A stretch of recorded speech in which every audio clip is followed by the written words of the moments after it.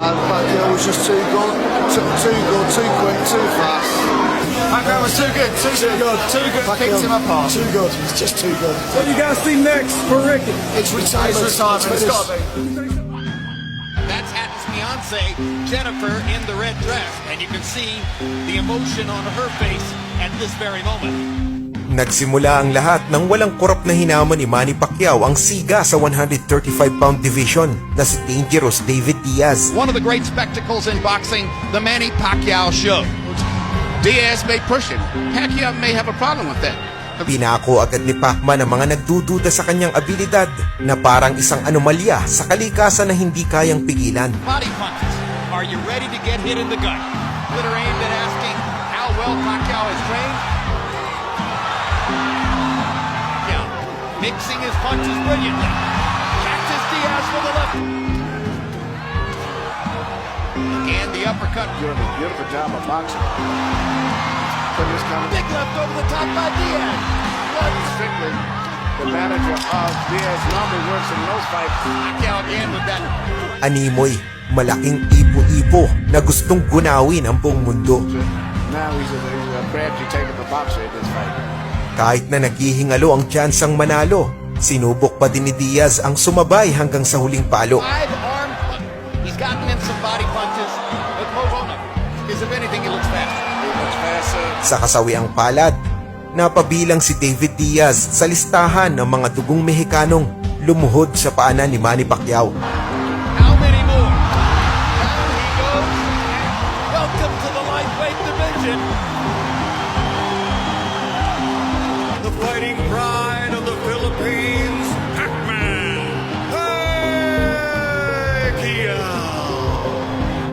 Dahil sa malahalimaw na performance, iniluklok si Pacman bilang pound-for-pound king sa larangan ng boxing. Fast. At least I say I fought a good fighter, man. Ngunit sa pamamayagpag bilang hari ng mga boksingero, kaliwat kanan ang naghahangat na makadaupang palad si Manny Pacquiao. Disyembre ng taong 2008, isang dating hari ang magbabalik upang tangkaing tibagin ang pader ng kastilyo ni Pacman. Nagulat ang lahat ng i-anunsyo kung sino ang humamon.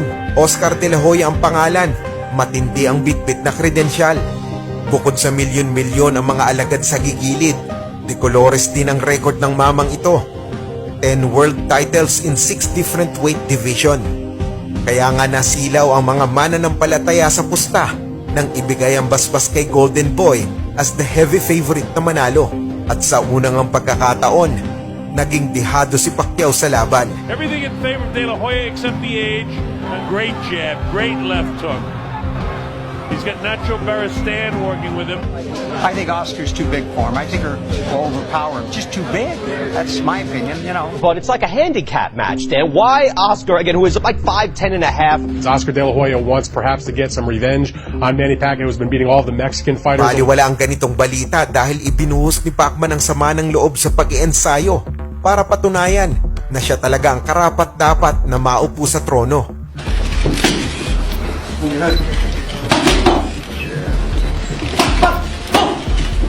Sa gabi ng piging, tanaw na tanaw ang pagkabakulaw ni Oscar De La Hoya.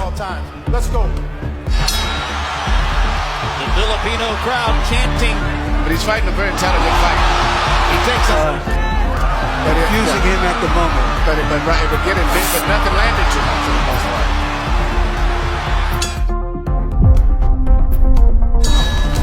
Pacquiao's learning curve has accelerated, starting his offense with it, as he's doing there. Shows He was always put in guidance. as opposed to along the ropes, where De La Hoya's strength. There's no head movement at all. His head is stationary. Good body shot. De La Hoya has not been able to solve Pacquiao's speed. The speed of his power shots. This is a big problem for Oscar De La Hoya. Maagang napahiya ang mga umasa dahil sa sobrang bilis ni Pacquiao. Walang nagawa ang matandang mandirigma kundi tumanggap ng mga umaapoy na combo. Is it also De La Hoya seems shocked? If Oscar can't set, he can't get his punches off. To punch for De La Hoya. I asked Freddie Rhodes yesterday, a conventional fighter against a southpaw, for the same reason that And if Oscar's not going to so much. And even if he doesn't land his ass, keep pop. Watch when Manny lands his left, he then moves off often to his own right. To be landing for Pacquiao. It looks old and he cannot control the situation. He's got 8 more rounds to find out whether Pacquiao, 32 out of 47, unbeaten. Masakit man sa kalooban, kailangang saktan ni Pacman ang iniidolong kalaban. He's showing by the side of his face. that he's doing this. Better than De La Hoya expected as well. He's not been able to solve. I think you summed it The up. one, although now Pacquiao, he's found it. Not insurmountable. And prevent Pacquiao from countering him as effectively. When Nacho Beristain asks between rounds for 40. 24 na minutong gulpihan ang namalas ng mga boxing aficionados.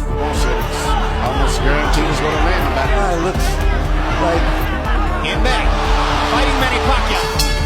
Well, we're halfway through the fight. I mean, Oscar De La Hoya hasn't got no straight left hand by Pacquiao, and then he turns him. Ricardo Mayorga is no elite. I think Jim summed it up. There's too much of everything. but Manny is too smart, too fast for it. Zero answers for the Pacquiao assault. Some of us They're wonder going to have to stiff fights over with. whether Shots. De La Hoya hasn't been down and been counted by CompuBox. Onslaught. CompuBox numbers in the 7th round. De La Hoya is at this moment. Vision this one. Could you see Pacquiao against Margaret? Defense at all. His body language You is. have the best chance of picking up his identity. Tony Weeks has a tough decision. Bago pa nga magsimula ang round 9, tuluyan ang ibinaba ni De La Hoya ang kanyang sandata at winagayway ang puting bandera. Manny Pacquiao has beaten Oscar De La Hoya. Sa pangyayaring ito, ipinasa ni De La Hoya kay Pacquiao ang responsibilidad bilang mukha ng boxing at nakuha ang respeto ng mga mandirigmang ermitanyo. Manny Pacquiao. Ang pagbagsak ni De La Hoya sa kamay ni Pacquiao ay umalingaw-ngaw hanggang sa kanluran. Sadyang gustong iparating ni Pacquiao ang balita sa nagmamalaking hari ng 140 libras mula Britanya, Ricky the Hitman Hatton, ang lineal champion sa super lightweight division. Kargado ng pambihirang lakas at body shots na tumapos kina Kostya Tszyu at Jose Luis Castillo.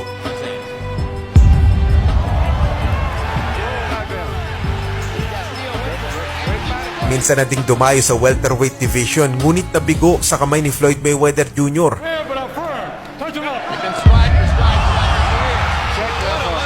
Every situation for Hatton. This fight is over. Bringing the best out of Mayweather. Dahil sa pangyayari, kinuha ni Hatton si Mayweather Sr. para magdagdag ng bagong arsenal at depensa.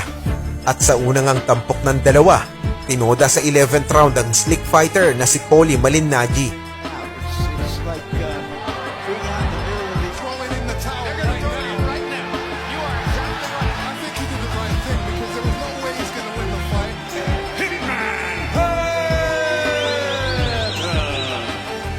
Nobody will ever beat me at junior welterweight. Nobody, I really believe that. Sadyang itinadhana ang laban ni Pacquiao at Hatton na tinaguri ang The Battle of East and West. Mataas ang kumpiyansa ng Briton na hindi sa kanya uubrang Pinoy. Manny has always been quite easy to hit. He's not been the most elusive himself. I hope he's improved on that body and that chin. Because he's going to get hit by the biggest man he's ever fought. Mas lalo pang bumulusok ang confidence ni Hatton nang talunin si Pacquiao sa isang friendly dart game. Pero sa mata ng mga tunay na sumusubaybay, tiwala sila na mananaig ang kidlat bilis ng Pacquiao. Pacquiao's gonna have fast hands. Now I'm looking for Pacquiao to sharpshoot him, catch him coming in. May 2, 2009, ang gabi ng palabas. Halos umapaw ang MGM sa dami ng supporters ni Hatton at ni Pacquiao. Dinumog din ang mga bigating celebrities ang laban tulad nina Jack Nicholson, Denzel Washington, Mariah Carey, P. Diddy, Jay-Z at Mark Wahlberg. Nais kasi nilang mapanood ang bangis ni Pacman sa ibabaw ng ring. Si Martin Rivera ang kumanta ng pambansang awit ng Pilipinas. Si music icon Tom Jones naman ang umawit ng national anthem ng Britanya. Narito mga idol ang full fight highlights ng bakbakang Manny Pacquiao vs Ricky Hatton with commentary and slow motion. Ito tayo left the tape tayo, Ricky Hatton, 45